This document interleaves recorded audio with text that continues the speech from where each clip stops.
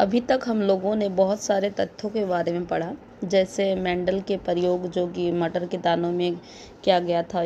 वो यह बता रहा था कि कैसे पीढ़ी दर पीढ़ी लक्षण जो है वो आगे बढ़ते हैं।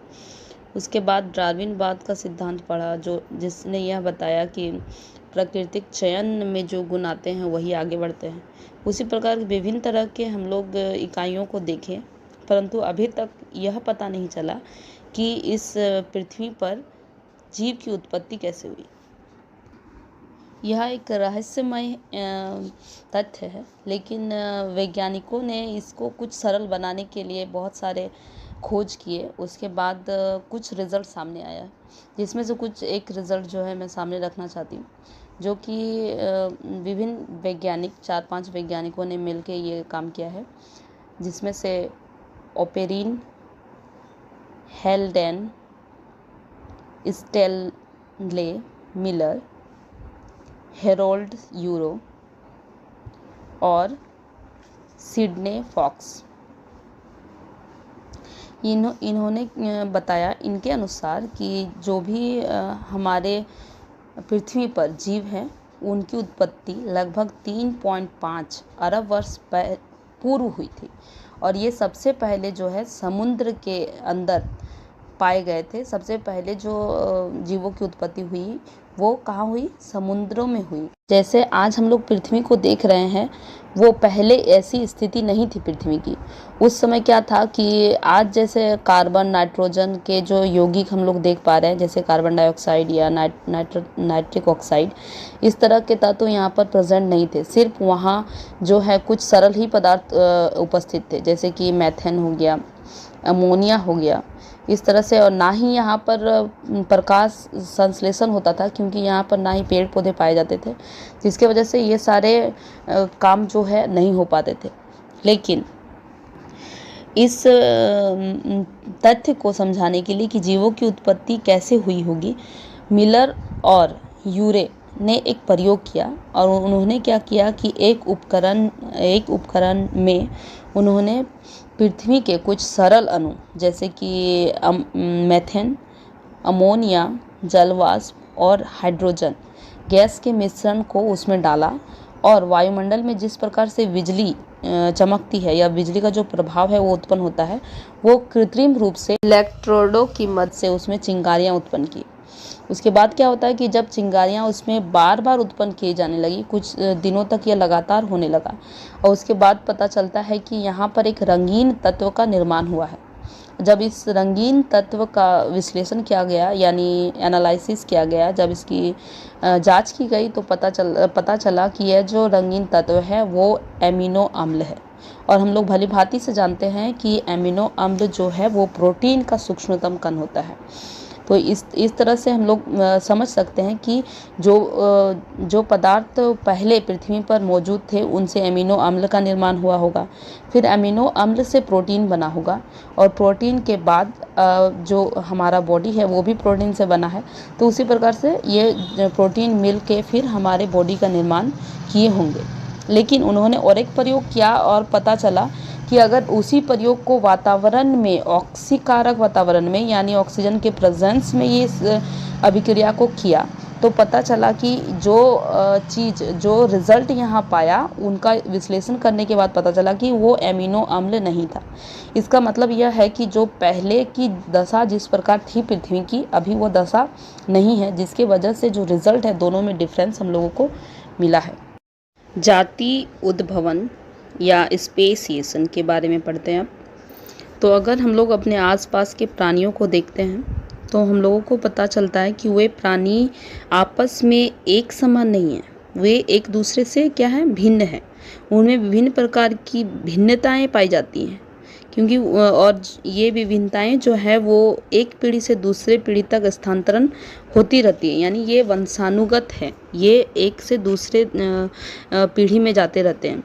तो जब ये गुण एक से दूसरे पीढ़ी में जाते हैं, तो वो धीरे धीरे एक गुण जो है इतना परिवर्तन हो जाते हैं कि वह बिल्कुल उससे अलग हो जाते हैं, उस जो जीव है उससे बिल्कुल अलग हो जाते हैं, और एक नई उपप्रजाति के रूप में वो विकसित हो जाता है। और ये उप प्रजाति जो है वो धीरे धीरे बदलते हुए एक मूल प्रजाति बन जाता है और वो जो पुराने वाले जीव हैं उनसे बिल्कुल अलग दिखने लगते हैं और उन दोनों में जनन होना संभव होता ही नहीं है। यानी अब क्या हुआ कि वो जो जीव थे वो उनसे ये अलग हो गए और ये खुद जनन करके वे अपने जैसे जीव उत्पन्न कर रहे हैं। तो इस प्रकार देख रहे हैं कि एक प्रजाति वो अपने में बदलाव ला के एक अलग प्रजाति का निर्माण कर लेता है। इसी को हम लोग जाति उद्भवन कहते हैं। जाति उद्भवन के बाद और एक जो छोटा सा एक टॉपिक है वो छूट रहा है, माइक्रो इवोल्यूशन यानी सूक्ष्म विकास किसे कहते हैं। तो जब किसी जीवित प्राणी में के जीन्स में परिवर्तन होता है और वह परिवर्तन धीरे धीरे इकट्ठा होने के बाद दूसरे पीढ़ी में वे समायोजित हो जाते हैं, इसको हम लोग बोलते हैं सूक्ष्म विकास। और ये क्योंकि यह बहुत ही कम समय में हो जाता है इसीलिए इसको सूक्ष्म विकास के रूप में देखा जाता है। अब हम लोग आते हैं समजात अंग यानी होमोलोगस ऑर्गन। ये क्या है? तो वैसे कुछ जीव जिनमें संरचना के आधार पर कुछ अंग जो हैं वो एक प्रकार से होते हैं, मतलब दोनों अंगों की संरचना जो है वो एक समान होगी, परंतु वातावरण में अपने यूज़ के आधार पर, मतलब उनका जो यूज़ होगा, कार्य होगा, वो अलग अलग होगा। उसको हम लोग समजात अंग के नाम से जानते हैं।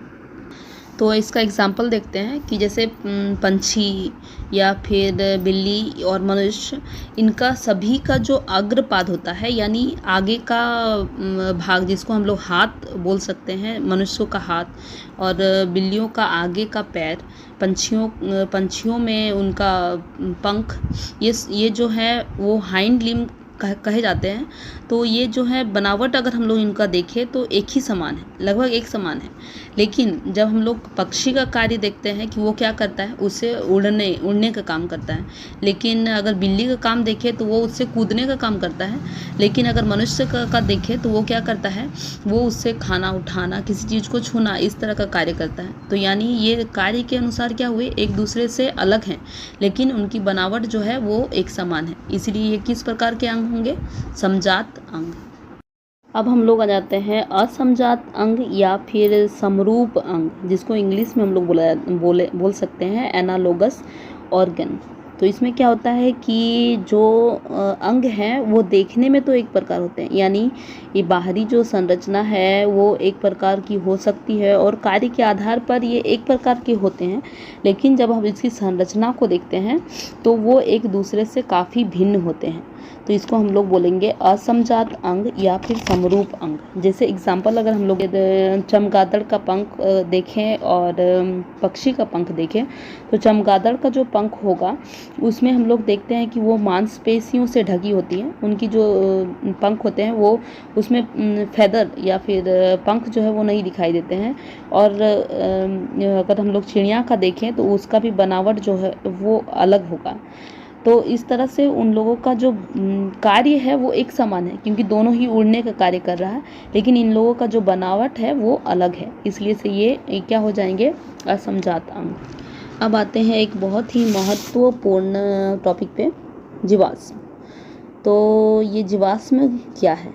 तो हम लोग देखते हैं कि कुछ जो जीव हैं वो उनको हम लोगों ने देखा नहीं है लेकिन उसके बारे में चर्चा होती है।